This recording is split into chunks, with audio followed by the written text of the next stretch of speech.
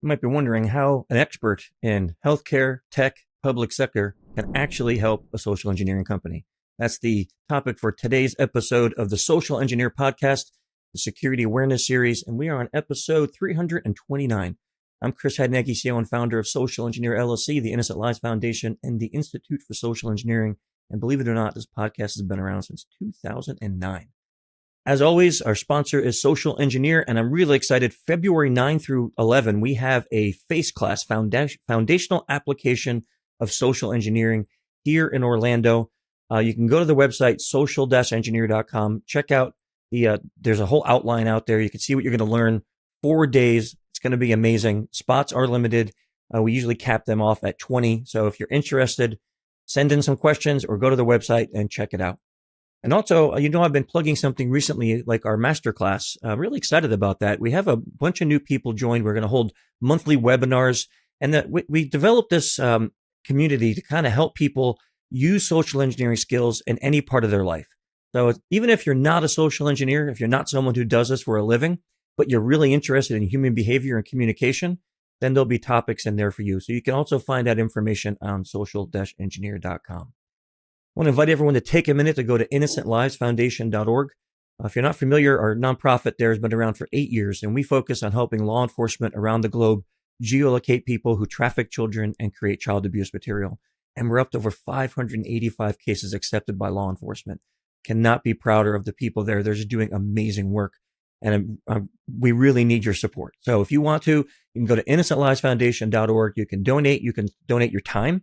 Or if you're a parent or a caregiver and you wonder, how can I possibly talk to my kids about these things? There's a lot of information on our site at age-appropriate conversations. Our very own Dr. Abby has even written 2 children's books for the ILF that can help you have these difficult conversations with very young children. Sadly, it's a problem that we're seeing younger and younger every year. So head over to innocentlivesfoundation.org and see what you can learn there. And last but not least, we always give a shout out to Clutch, our favorite rock and roll band. Neil helped me start the ILF 8 years ago, and they donate their music for our podcast. So we're, of course, huge fans. If you like this episode, give us a thumbs up and a like. Keep your ideas coming. We love it when you give us ideas for future themes. And now let's get to our theme for today. First, let me introduce our guest, the whole reason we're here. Michelle Lee, for more than 15 years of leadership and operational experiences across healthcare, tech, and public sector. Her work has shaped systems that quietly improve millions of lives. Through BizBlock's DNA framework, she helps teams uncover what's holding them back and design systems that support real sustainable growth. She also serves as the fractional COO for Social Engineer LLC, where she helps strengthen operations and scale our mission-driven work. Michelle, it is awesome to have you as part of the show today. Thank you so much for having me, Chris. Really looking forward to this conversation and engaging with this community. So I always start this episode off with a kind of a personal question. How did you get to where you are today? What was that journey?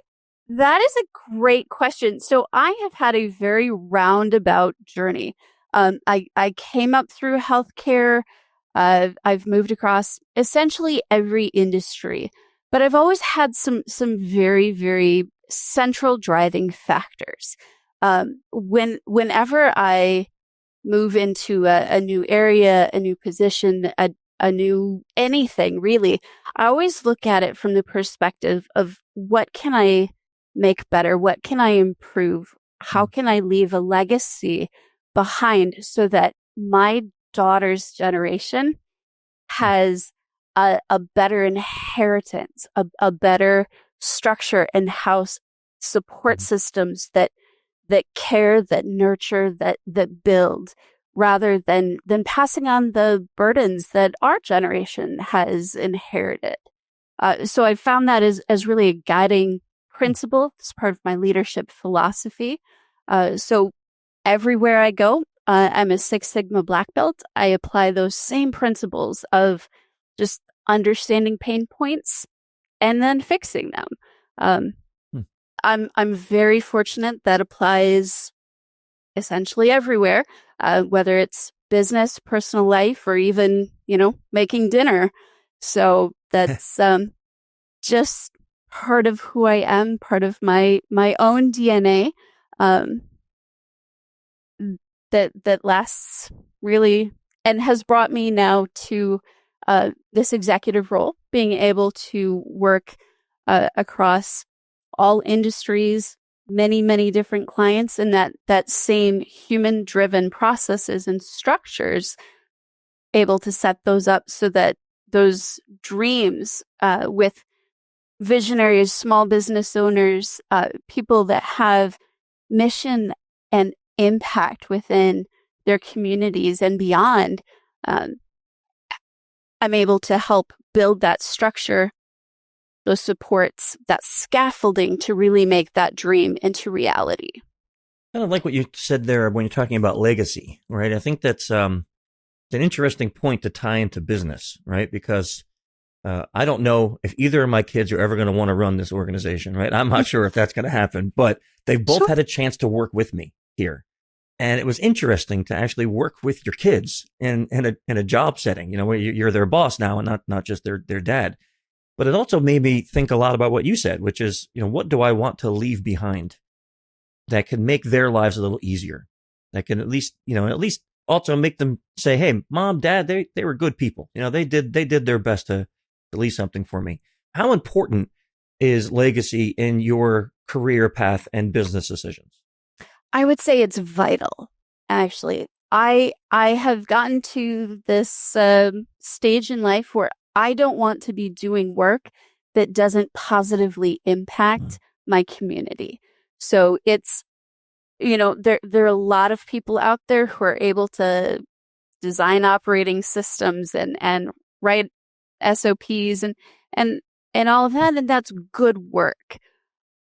But needing to prioritize the work that I choose, I make sure that it's work that I want to get up in the morning to do. And that is time and time again, something that's going to change lives, that's going to make the world a better place and live beyond me. I typically work behind the scenes. I like to do things that very quietly, strategically impact and grow a better future. And how do you think AI is adjusting that? We're not just the legacy part, but that growth, that whole process you just said in building business. How is AI affecting that, good or bad? So I'll be honest, Chris, I was a little bit of a late adopter to the AI bandwagon. No way. Really? Absolutely. Now, full disclosure, I would not have guessed that because you use it all the time. I do. I use AI all day, every day now. But I'll tell you, when this first started to catch on, and I went to buy some new sleeping bags, and the post came up, now with AI, and I'm like, yeah, no, I'm out. Like, this is ridiculous. What, a sleeping bag with AI? What? I'm just sitting there going, it's fascinating technology, but I do not want this in everything and everywhere. I don't eat a hamburger that comes with AI now. Yes. Right? I mean, please no. But that said, I think the just incredible speed that this has evolved. Now I truly have daily conversations with my AI. It's accelerated my ability to impact exponentially.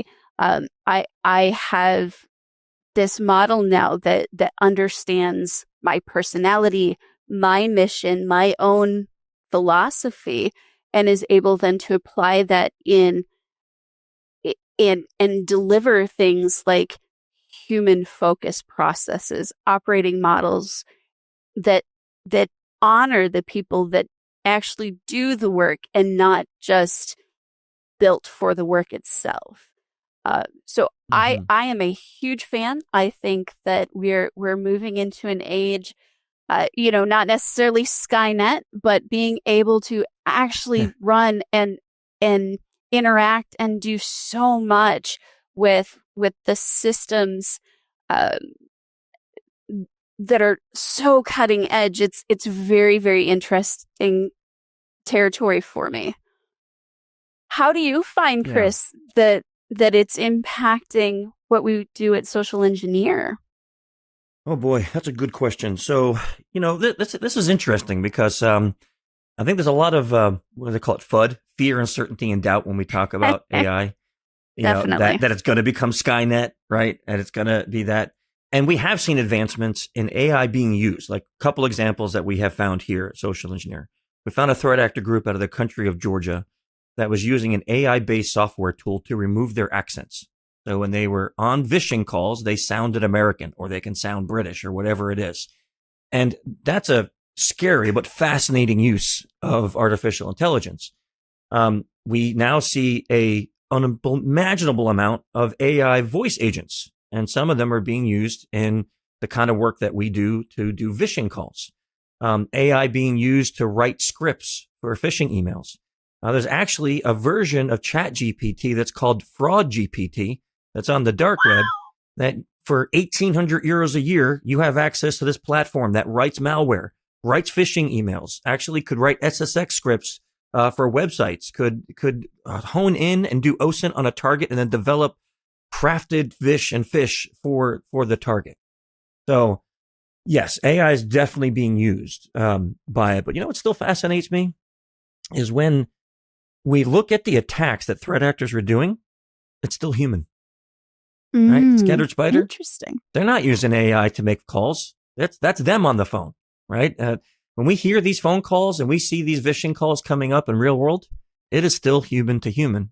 And they might be using AI to generate their scripts, but they're still making the attacks themselves.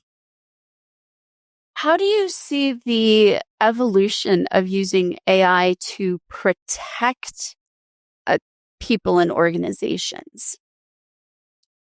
So I think there's some fascinating projects going on out there with being able to train because one of the things that we all know about AI that's amazing is the speed at which it can crunch data, whether it's saved or live. So if AI can be trained to help detect deceptive type of questions, deceptive, non-verified people on the phone, that might give us a fighting chance. Like if my call center agent is sitting there at the bank and a little yellow light comes up on his screen that says, hey, this call has not been verified. Like you cannot give out that information. I think we can reduce phishing terribly. I mean, right now, Google has implemented AI in their Gmail to help fight phishing, and it's doing a fascinating job. At being able to detect spam and phishing emails and get rid of them before they even hit your inbox. So I think we're seeing some advancements in the way AI is being used to protect from a social engineer perspective. The sad part is there's a cat and mouse game. Right? Like AI keeps getting better and better every day, and the threat actors. I tell you what we can do, Michelle. If you want to make us billionaires, if we can figure out how to make an AI crystal ball, then we can do it because we're a reactive industry, right? Where the bad guys do something and then we're like, let's go fix it. But if we could figure out what they're going to do next, boy, that'd be gold right there. Predictive analytics will be fascinating, and it would surprise me if that isn't in an iteration in the not too distant future. Where do you think the role is for human to human services in this industry, given the evolution of AI? I had an interesting conversation this week with a client, and they were very interested in human-based phishing, having social engineers write their phishing emails. And they said because for years they've been using a SaaS that, and the SaaS now says, oh, AI will write the emails, and it's just a template, and it's not personalized. And that conversation really made me think about the importance because, again, when I go back and I look at Scattered Spider, one of the biggest groups right now, it's a human on the end of the phone. It's a human that's getting that guy to say, hey, can you download this EXE? I need you to install this. It's a human that's actually calling the other human to do it. So if we want to prepare our teams, our companies for the attacks that are actually happening, we have to use the same vectors that are actually being used, which is still human to human. Anyone that knows me knows I started this podcast in 2009 because I love to continually learn. And as a lifelong learning lesson, I've had guests on my podcast from a massive range of sectors. That is why I am especially honored to say that this episode is sponsored by Masterclass. I've been a fan of Masterclass for a very long time, ever since my wife bought me a subscription years ago. Now, you can spend time with the amazing Ryan Holiday. I remember when Ryan was on this very podcast, I would learn so much about business from him. But now you can spend time learning on how to solve modern day problems with ancient wisdom in his masterclass. I love learning from Mark Cuban on how to win big in business. So if business is a topic you're interested in, there's a lot of masterclasses that you can take a part of. This isn't just me. 88% of people who are surveyed said that they feel that Masterclass has made a positive impact on their lives. And I couldn't agree more. I use Masterclass and you should too. So to help you, I have a really special offer with plans starting at $10 a month billed annually. You get unlimited access to over 200 classes taught by the world's best business leaders, writers, chefs, and more. And right now, our listeners get an additional 15% off any annual membership at masterclass.com/social engineer. Yep, I'll say it again. That's 15% off at masterclass.com/social engineer. You definitely want to take this up now. Masterclass.com/social engineer. Back to our show. You mentioned the FASE class. I would love to hear more about that, especially in the context of this cutting edge AI interface with human behavior driven protection. Yeah, well, that's a really good question, especially for this day and age. So one of the things that I kind of just posted this on LinkedIn because I started thinking, man, I wonder how many people know the origin story of FASE and where it came from. When I first wrote that very first class, 2010, it was called Social Engineering for Penetration Testers. And it was 5 days. I had a whole day devoted to OSINT, had homework every night. It was a pretty full 5 days. I mean, we would go long days. And then I would say 3, 4, 5 years into teaching that class, I started to see that only 50% were pen testers. I had C-level, I had psychologists, teachers, salespeople, and I was like, what's going on? So I started getting asked, like, do you have a version of this class that doesn't cover OSINT? So when I realized more than 50% of the people that were coming to this class weren't pen testers, I rewrote the class. We made a separate OSINT class. And we called it Advanced Practical Social Engineering.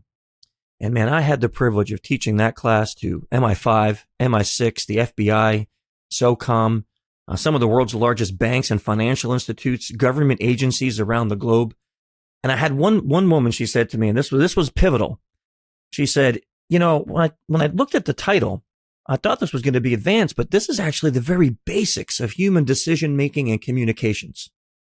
And it made me sit back and go, she's right. And it's not that we're cutting down, it's not advanced, but this is the foundation. So she used that word, that this is the foundation of human communication.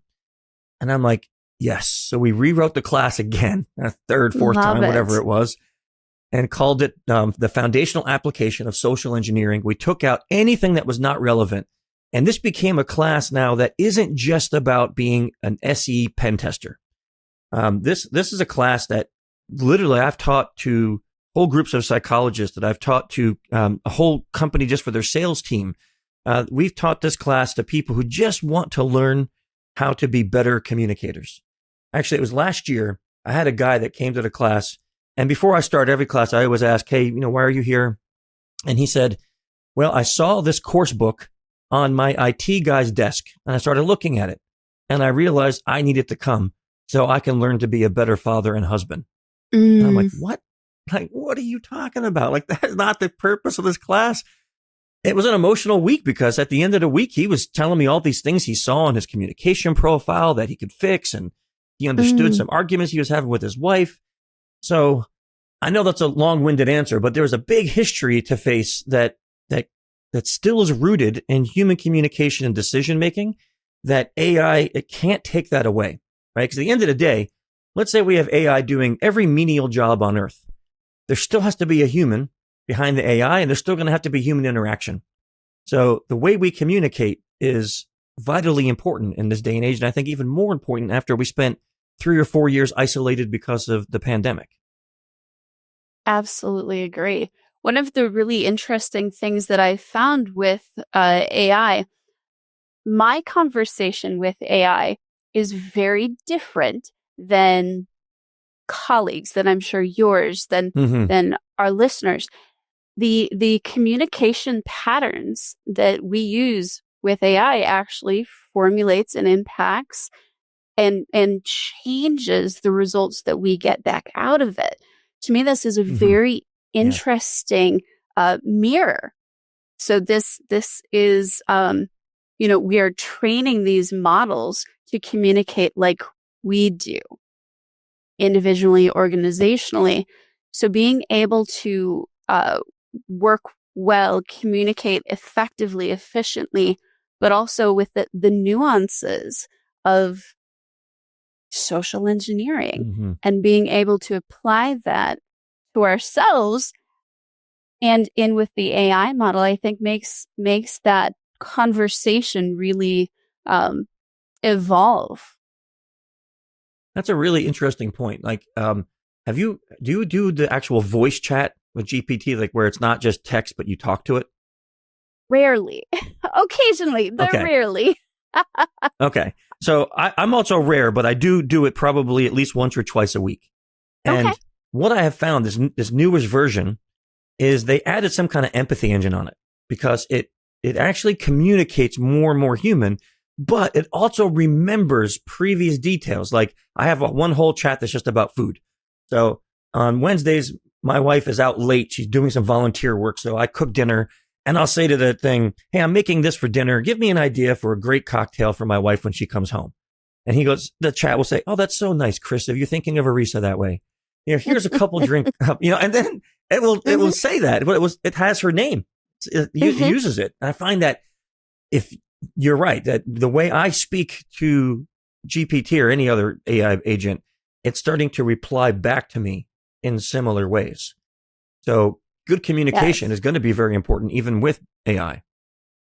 Absolutely. I think it's so mine does very similar, and I actually have an entire project dedicated to food and cooking and all the rest. And it's a very similar approach. It models and mirrors back the way that I approach it.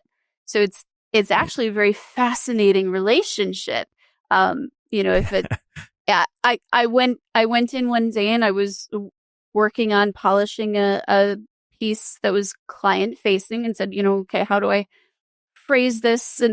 Uh, and it came back and it was very brisk and to the point and almost a little borderline rude. And I'm like, what did I break our conversation with my question? And it it as we're going through, so now we have the personal chat and the professional chat models and responses, and it's a very interesting reflection of communication patterns. I actually joke with it, and it teases me full on. It makes fun of me. I am a huge fan, but it very That's much hilarious. reflect. Oh, Chris, it is. It will literally every once in a while be asking questions and more questions and more questions, and it goes, "Oh, this is such a Michelle thing."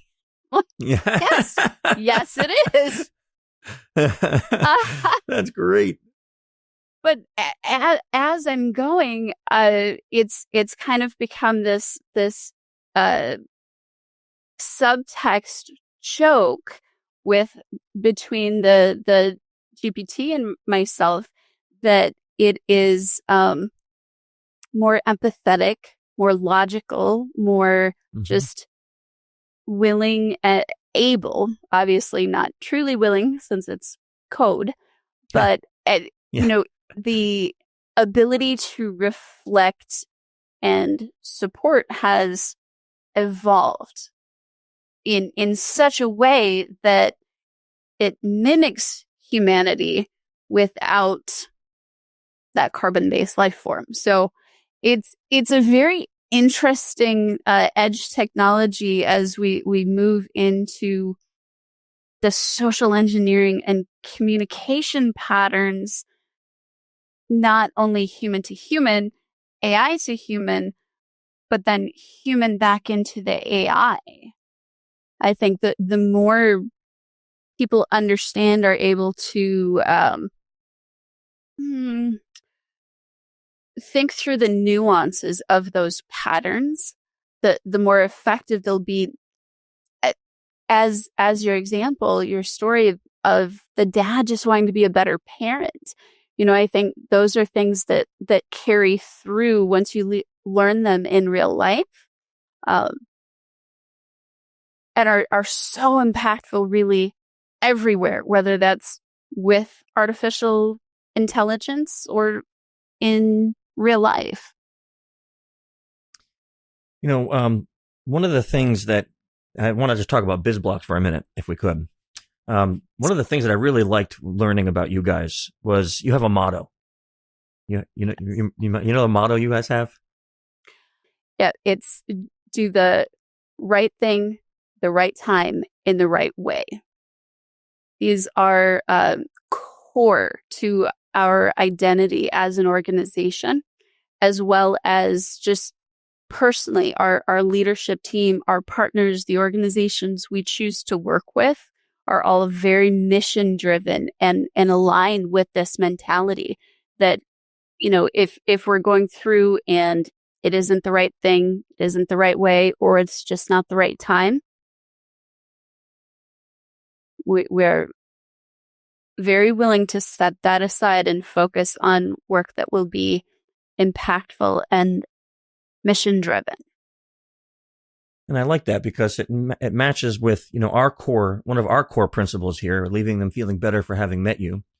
And I'm leading to a question. What we have found here is that empathy in social engineering as a professional is such an important thing because whenever I hire someone new, we have this whole conversation. You have to remember that we are attacking people with their emotions. Mm-hmm. So there might be a little shame or embarrassment when they fall for it. So it is really important that we don't play on emotions that could damage them and leave psychological harm. So I need people here that don't love the attack so much that they don't care what it does to the person. In your experience as a leader through many different sectors of business, how important have you seen empathy as a role played in being a leadership across those sectors? I love that question, Chris. I think empathy I don't think it's possible to be a leader without empathy. I think it's very possible to stand up in a room and bark commands, and oftentimes our society confuses that for leadership. But I would argue that's maybe management, that's command. It's not leadership. Yeah. I think leadership has to have empathy. It has to have a human focus and room to actually accept people where they are with what they have and make space, hold space, even sometimes, and this is, sometimes controversial, but provide opportunities for silence, for pause, for rest and processing.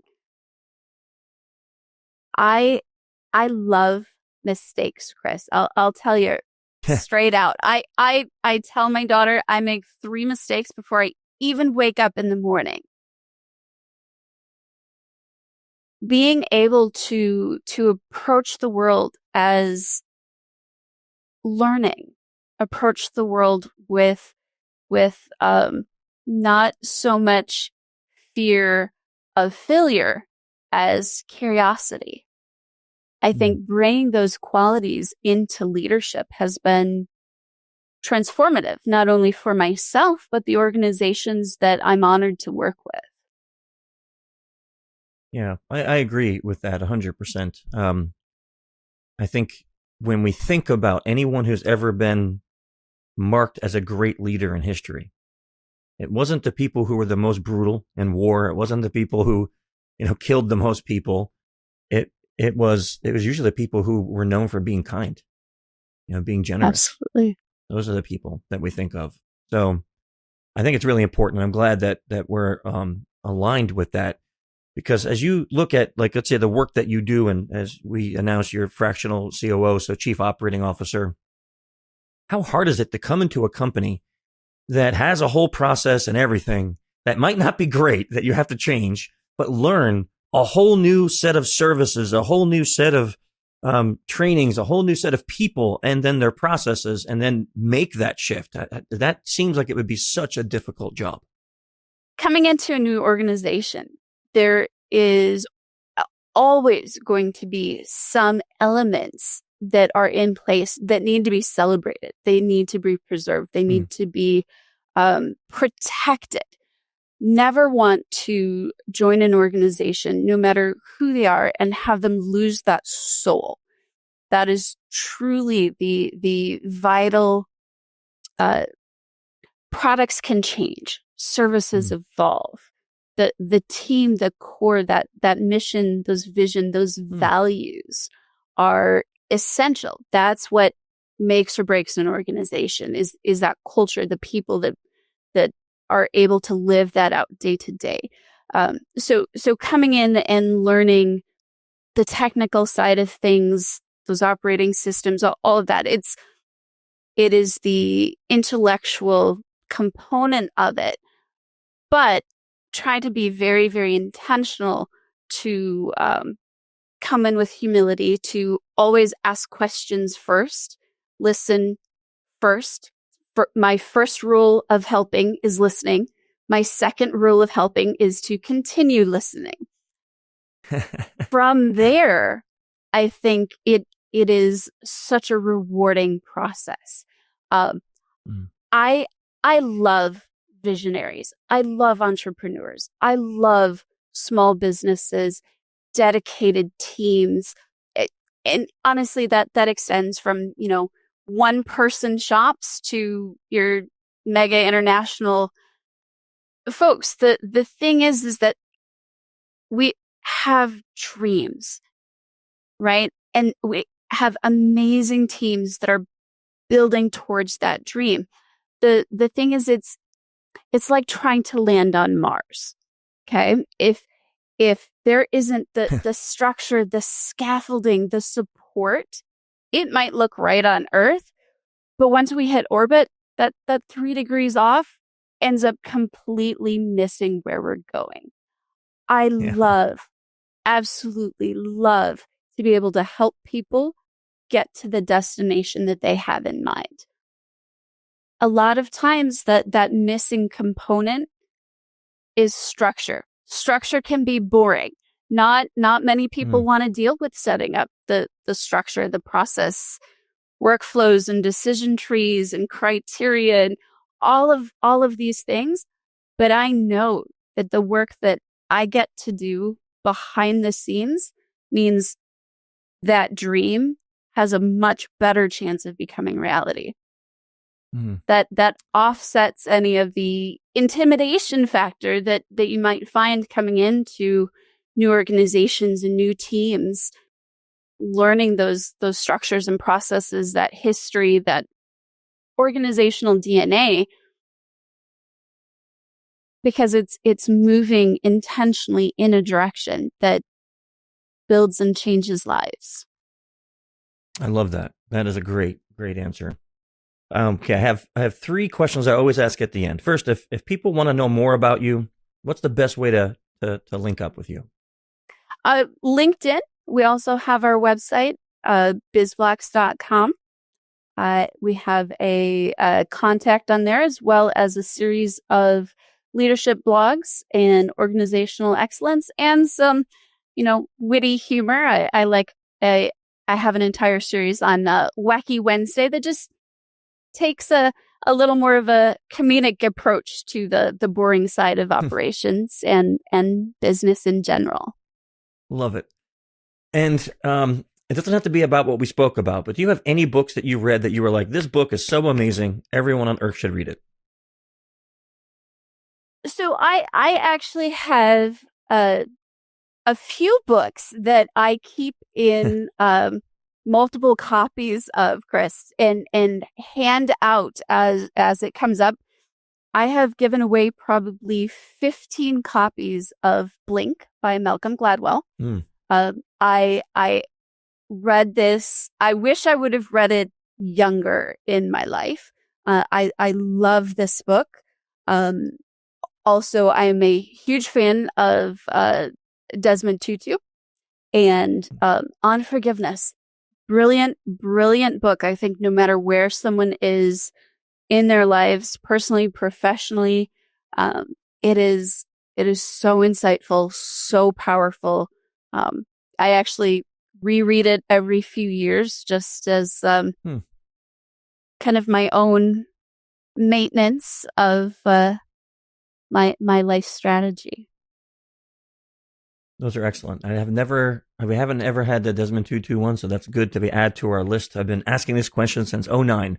So we have a running list of books. And my last question is, I know for me, I wouldn't be sitting here today if it wasn't for a handful of some really amazing mentors in my life and career.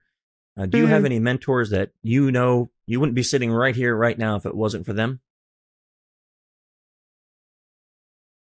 So oddly enough, quite a few years ago, I was incredibly fortunate to hear Desmond Tutu speak. And this was much earlier in my career. The level of joy, of humility, of empathy that he brought to a leadership conference, which, let's face it, they tend to be either very motivational or incredibly dry. I laughed. I cried. I decided I want to be him when I grow up. I know I'll never get there, but, aiming for Mars and trying to set up that structure to work my way towards that destination, he was incredibly formative in who I am. And honestly, sometimes it was kind of on the flip side. Everybody likes to talk about the positive mentors. I learn as much from my own mistakes and mistakes of people around me. And it's been kind of on the flip side. I realized that I wanted to be the sort of mentor, the sort of leader that I wish I had had when I was younger. So I have very intentionally approached things differently than maybe some other examples. So it's sort of guardrails really on both sides that I think have helped form and mentor and develop me into the person that I am. It's really easy to talk, all the things that inspire us, and sometimes that inspiration comes from the struggle as well. Yeah, I would agree with that. Okay, those are great. First of all, I've never had someone say mistakes as a mentor. So there's a couple new things here on the show today. So really, really love that. And it was great getting to know you a little bit better for the audience and to hear your thoughts on everything happening in the future with AI. And of course, can't thank you enough for what you're doing here at Social Engineer. So thanks for coming on the show today. Thank you so much for having me, Chris. It is truly a pleasure to work with you, work with the social engineering team, and just, we'll make mistakes together as we move into this new frontier. Yes, we will. And I hope you all enjoyed this conversation as much as I did. Next month on this series, we got a special treat. Shelby Dacko's back. She's going to be here, or one of our team leads. We'll be talking about a really, really cool topic on the Security Awareness series. So stay safe until then. See ya.